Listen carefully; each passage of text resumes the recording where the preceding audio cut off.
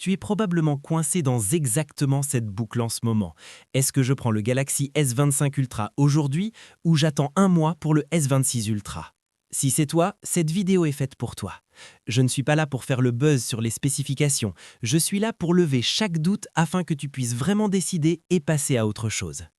Tu as entendu ce conseil 100 fois. Attends juste, le S26 sera meilleur et le S25 deviendra moins cher. Ça paraît logique, non? Je l'entends constamment. Mais en tant que quelqu'un qui vit dans la tech chaque jour, cette logique s'effondre une fois que tu regardes comment les choses se passent vraiment. Tuons d'abord le mythe de la baisse de prix. Oui, parfois les anciens modèles baissent légèrement, surtout en occasion. Mais dans les magasins officiels, l'histoire est différente. Les grands revendeurs et Samsung lui-même arrêtent généralement de vendre l'ancienne Ultra au lieu de casser son prix. Et ce n'est pas un hasard.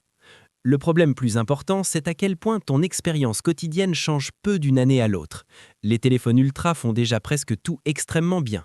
J'ai partagé les 10 principales améliorations attendues avec le S26 Ultra. Et bien sûr, il sera meilleur. Mais une fois que le buzz retombe, la vraie question frappe fort. Est-ce que cette amélioration vaut vraiment ce que tu vas payer? Disons que tu vends ton S25 Ultra aujourd'hui, tu seras à moins de 900 €. Le S26 Ultra se situera entre 1000 et 1500 €. Ça fait environ 500 à 550 € en plus juste pour avancer d'une génération. Certains soutiennent que les mises à niveau annuelles peuvent s'équilibrer avec le temps grâce à la revente et aux offres de lancement. Peut-être, mais ce calcul est personnel.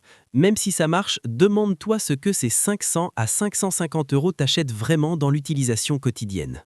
Sur le papier, c'est une puce plus rapide, un nouvel écran de confidentialité anti-reflet, de petits ajustements de l'appareil photo, une charge légèrement plus rapide et quelques nouvelles fonctions d'IA. Samsung appellera ça une révolution partout. Mais une fois que One UI 8.5 arrive sur le S25 Ultra, ces écarts se réduisent généralement vite.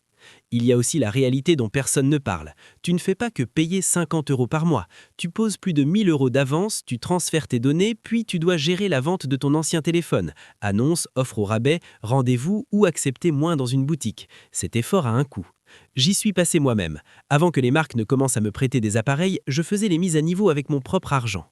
J'adore la nouvelle techno, mais à un moment j'ai dû être honnête. Les appareils photo semblaient les mêmes, la performance semblait la même. Les fonctions d'IA, je ne les utilisais pas à peine. Une charge plus rapide de quelques minutes, pas de quelques heures. Regarde le S25 Ultra en ce moment. Pendant le Black Friday, Noël et les promos de janvier, les offres à 999 € étaient partout. Samsung lui-même tournait autour de 1000 € pendant des semaines, en baisse d'un lancement à 1500. C'est déjà une réduction massive. Tu penses vraiment qu'au moment où le S26 sort, des S25 Ultra neufs avec garantie locale complète vont soudainement tomber à 800 €? Sur les 5 ou 6 dernières générations, ça ne s'est tout simplement pas produit chez les grands revendeurs. Oui, tu peux tomber sur une offre rare, peut-être 850 € sur AliExpress, expédiée depuis la Chine, avec des questions de garantie à la clé. Mais tu vas vraiment attendre des mois en espérant attraper une offre d'un jour comme ça?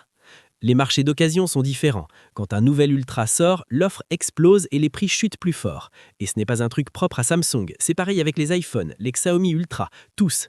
Les changements d'une année à l'autre sont minimes. Les vraies mises à niveau arrivent après plusieurs années.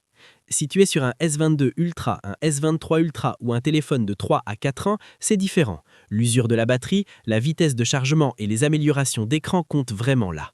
Mais en venant d'un S25 Ultra, je ne vois pas l'intérêt. Alors voilà le choix simple. Aujourd'hui, tu peux acheter un S25 Ultra neuf pour environ 1000 €. Le S26 Ultra se lancera plus près de 1500 €, peut-être plus. Il ne sera pas moins cher. Sur 4 ans, il n'y a qu'à toi de juger si ces extras en valent vraiment la peine. J'ai utilisé le S25 Ultra comme mon téléphone principal pendant près de 250 jours avec des téléphones haut de gamme de chaque brand autour de moi. Et je reviens toujours vers lui sur TechTorch. Avec mon propre argent, si j'avais besoin d'un téléphone aujourd'hui, c'est celui que j'achèterais. Mais c'est à toi de jouer. Si tu veux attendre, payer plus et garder le S26 Ultra pendant des années, ce sera super aussi.